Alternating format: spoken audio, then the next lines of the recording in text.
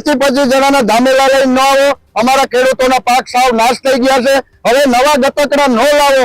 એક વીઘે 18 થી 20 હજાર રૂપિયાની અમારે નુકસાની છે। અમારા ખેડૂતોનો તદંતર પાક નાશ પામ્યો છે। ખેડૂતો સહાય માટે સરકાર સમક્ષ એ આજીજી કરી રહ્યા છે।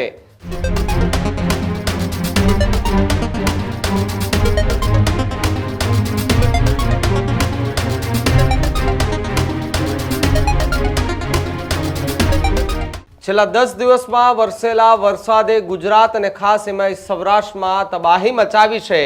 વાત પોરબંદરની કરવી છે કે પોરબંદરના આસપાસના વિસ્તારોમાં પણ ખેડૂતોને ખૂબ મોટું નુકસાન થયું છે। પોરબંદરના બરડા પંથકમાં કમોસમી વરસાદથી ખેડૂતો પાયમાલ થયા છે। બીજી તરફ જો વાત કરવામાં આવે તો હજારો વીઘા મગફળીનો પાક એ પાણીમાં તણાઈ હોવાના દ્રશ્યો પણ ત્યારે આપણે જોયા હતા। ખાંભોદર, બગવદર સહિતના જે ગામો છે ત્યાં એ ખેતરો આવેલા છે પાણીની અંદર તરબોળ જોવા મળ્યા। કેટલાક ખેતરોમાંથી હજુ પણ પાણી ઓસર્યા ન હોવાના દ્રશ્યો સામે આવ્યા। વીઘા દીઠ 20,000 સહાય મળે તો જ એ વર્ષ નીકળે તેવી અત્યારે શક્યતા છે। પશુધન માટે ખોરાકની ભારે તંગી અને ચારા માટે પણ ખૂબ મોટું સંકટ છે। એક પણ ધારાસભ્ય કે સાંસદ ખેડૂતોની વહારે ન આવ્યા હોવાનો આરોપ ખેડૂતોએ લગાવ્યો છે। ખેડૂતો સહાય માટે સરકાર સમક્ષ એ આજીજી કરી રહ્યા છે અને સાથે જ ગ્રામીણ વિસ્તારોમાં રાહત પેકેજની ફરીવાર એક માંગ જે છે તે ઉઠી રહી છે। પોરબંદરના બરડા પંથકમાં કમોસમી વરસાદથી ખેડૂતોને ખૂબ મોટું નુકસાન થયું છે અને હજુ પણ વરસાદ 2 દિવસથી રહી ગયો છે છતાં પણ ખેડૂતોના ખેતરમાં જે પાથરાઓ એમને પડ્યા છે, જે મગફળીના જે ઊભા પાક હતા તે એમને પડ્યા છે, હજુ લીધા નથી અને ખેડૂતોના એ ખેતરમાં હજુ પણ કહી શકાય કે પાણીનો ભરાવો યથાવત જોવા મળી રહ્યો છે। તમે જુઓ કે આ દ્રશ્યો કે જ્યાં એ પાણીનો પ્રવાહ હજુ પણ યથાવત જોવા મળી રહ્યો છે। ખેડૂતો પોતાના ખેતરમાંથી એ પાણીનો નિકાલ કરવા માટે એ તમતોડ મહેનત કરી રહ્યા છે પરંતુ પોતાના પાકનું શું, પોતાનો પાક પૂરેપૂરો નિષ્ફળ ગયો છે તેવી વાત પોરબંદર અને બરડા પંથકમાંથી મળી રહી છે। અને અત્યારે આ કમોસમી વરસાદ પડ્યો એને હિસાબે અમારા ઉંડરિયા ખરેખર મગફળી બધી તણાઈ ગઈ। 12 થી 15 વીઘાની મગફળી અત્યારે તણાઈ ગઈ। તો અત્યારે બરડા સાગરમાં અટાણે બધી વહી ગઈ। અટાણે અમારા કોઈ સારો ને અટાણે મગફળી ને જ રહી। અમારે હવે શું કરવું ને એ ખરેખર સરકારને કીધો કે થોડીક સહાય કરીએ, સારી એવી સહાય કરે તો અમારે વરસ ઘગ્યા જેવું થાય એવી ભગવેલા મેરા સરકાર મેરા અમે અપીલ કરીએ। ગઈકાલે જે વરસાદ પડ્યો કેટલો વરસાદ કે ખેડૂતોને વીઘેથી કેટલું નુકસાન હશે? ઓછામાં ઓછું અમારે ખેડૂતને ખરું રહ્યું જ નથી ના કંઈ। ખરેખર કોઈ વસ્તુ રહે જ નથી। તમારે મેરા ઓલું નથી કંઈ। આ ઉંદરિયાથી મગફળી જ નથી રહી અત્યારે તળાઈને વહી ગઈ, બરડા સાગરમાં વહી ગઈ।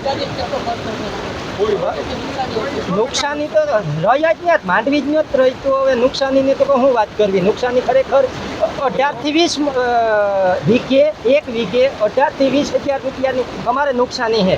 તો અત્યારે અમારે સારોય પણ રહ્યો નથી, ઢોર માટે સારોય નથી રહ્યો તો અમારે શું કરવું અત્યારે? હવે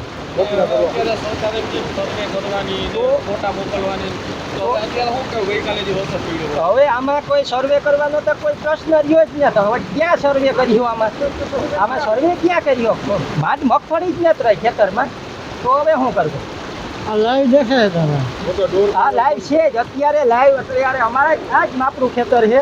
આ મગફળી અમે રહી જ નથી, આ જ ગઈ જ છે બધી। ખેડૂતોને 100% નુકસાની છે અને ખેડૂતોએ 15,000 રૂપિયાનો તો મગફળી પકવવાનો ખર્ચ લાગે છે અને માથેથી જે ભેગી કરવી અને એની મજૂરી આપી પર વીઘે 2,500 જેવો ખર્ચ કર્યો એ પણ સંપૂર્ણ નાશ થયો છે।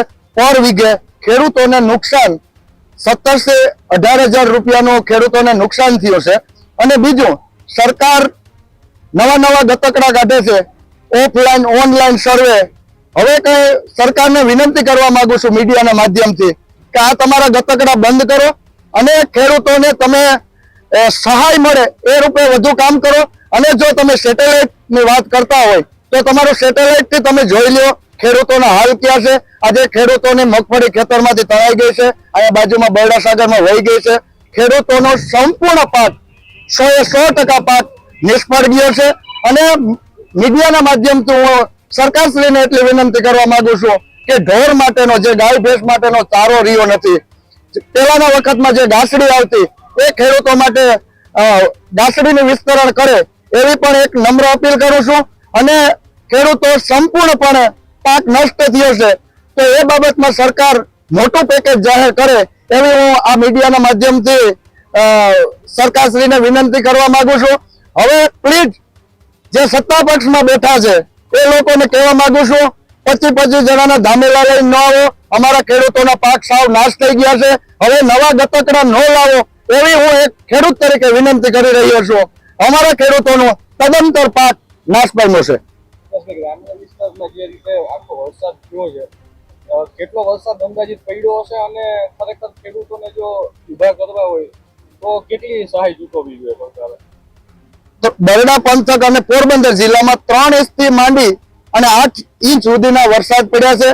અને જો સરકારને પેકેજ જાહેર કરવું તો હું એ કહું છું કે જે ટેકાના ભાવે જે તમે મગફળી ખરીદવાના છે એ મગફળી તમે સીધા ખેડૂતના ખાતામાં ટ્રાન્સફર કરી દો ભાવાંતર યોજના તહેત. એટલે ખેડૂતોને રાહત મળી શકે છે. અને પર વીઘે જો સરકાર ખેડૂત હિતની હોય તો પર વીઘે 20,000 રૂપિયા જેવું ખેડૂતોને વળતર ચૂકવે એવી હું માંગ કરું છું. કારણ કે પહેલા આપણે પાક વીમો બંધ કરી દીધો છે. જો સરકારે 5 વર્ષ પહેલા વડાપ્રધાન ફસલ વીમા યોજના જે પાક વીમા કંપનીઓથી બંધ કરી તો અત્યાર સુધી જે પ્રીમિયમ ભર્યું હોત તો સરકારને લાખો કરોડો રૂપિયા ગયા હોત. એટલે એ પ્રીમિયમ પેટે જો આ વર્ષે જગતના તાતને સહાય કરવામાં આવે તો ખેડૂતોને થોડીક રાહત મળી શકે. અત્યારે રવિ પાકનો જે પાક છે એ પણ ખેડૂતોને મોડું થશે. 15 નવેમ્બર પહેલા જે રવિ પાક હોય એનું વાવેતર થઈ જવું જોઈએ. સારું ઉત્પાદન લેવું હોય 15 નવેમ્બર ના પછીના વાવેતરો થશે એ પાક પણ રવિ પાક પણ અમારા ખેડૂતોને ફેલ જશે. ગઈકાલે વરસાદ પડ્યો હોય 1 ઇંચથી માંડીને 5 ઇંચ સુધી વરસાદ છે. અત્યારે જો આપણે લાઈવ જોઈ શકીએ કે અહીંયા કેટલું પાણી જાય છે, ખેડૂતોની કેટલી નુકસાની છે. હજી કાલ સાંજ સુધી મેં એવું હતું કે ખેડૂતની થોડી ઘણી શક્યતા હતી કે પાક બચી જાય, ઢોરનો ચારો બચી જાય, પણ આજે તો ખેડૂતની કોઈ આશા નથી કે કાંઈ બચે એવું. જે રીતે ખેડૂતો છે કે સરેરાશ નુકસાનીની વાત કરીએ તો ખેડૂતોને કેટલી નુકસાની વીઘે દીઠ ગણીએ તો સરેરાશ તો તમે જો બિયારણનો હિસાબ કરો તો આ વર્ષે લગભગ 2,000 થી 2,500 સુધી મણનું 20 કિલોનું બિયારણનો ખર્ચો હતો. તો 2 કિલો ખેડૂત 2 મણ તો કિલો ખેડૂત વાવે જ છે. તો મારા અંદાજ પ્રમાણે ખેડૂતને છે ને 15 થી 20,000નો તો વીઘે ખર્ચો થઈ ગયો છે. તો અત્યારે તમે જોવા જાવ તો ખેડૂતને શું બચ્યું? એક તો મજૂર નહોતા મળતા એને લીધે ખેડૂતની મગફળી બગડી ગઈ. એક તો મગફળી પાકી નહોતી એટલે ખેડૂતોને પાડવામાં લેટ કરી એને લીધે બગાડ મોટો થયો છે. તો આજે રાત્રે જે વરસાદ પડ્યો તો તમે એમાં જોવ તો મારું એવું માનવું છે કે 100% નુકસાની છે. અત્યારે ખેડૂતોને જો સરકાર દ્વારા જે જાહેરાત કરી સર્વે માટે થઈને તો કેટલી સહાય કરે તો ખેડૂતો ઊભો થઈ શકે એમ છે? ખેડૂતને જો એક તો પૂરેપૂરી જે લોન ઉપાડેલી ખેડૂતની છે એ તો માફ કરવી જોઈએ. બીજી નંબરમાં કે કાલે સરકારે જાહેરાત કરી કે ફોટા પાડીને બધાને રાખવા. તો હવે આમાં ફોટા પાડ્યા જેવું શું આજે રહ્યું છે? આજે તો ડાયરેક્ટ સરકારને જાહેરાત જ કરવી જોઈએ ખેડૂત માટે કે ભાઈ ખેડૂતને પૂરેપૂરી સહાય મળવી જોઈએ. તો અત્યારે ખેડૂત આમાં ફોટા પાડે ને તમે જોઈ શકો ફોટા પાડ્યા જેવું કંઈ રહ્યું છે હવે ખેડૂતને? આ તો એક સરકારનું એવું થયું કે ખેડૂત ઉપર વિશ્વાસ નથી એટલે ફોટા પાડીને રાખજો. કંઈ ખેડૂતે કોઈ ગાંજો તો નથી વાવ્યો, મગફળી જ વાવેલી છે બધાએ. તો ફોટો પાડવાની કોઈ આમાં સંભાવના તો છે જ નહીં. અત્યારે સરકારને જાહેરાત જ કરવી જોઈએ કે ભાઈ ખેડૂતને 100% નુકસાની એમ 100% વળતર મળવી જોઈએ.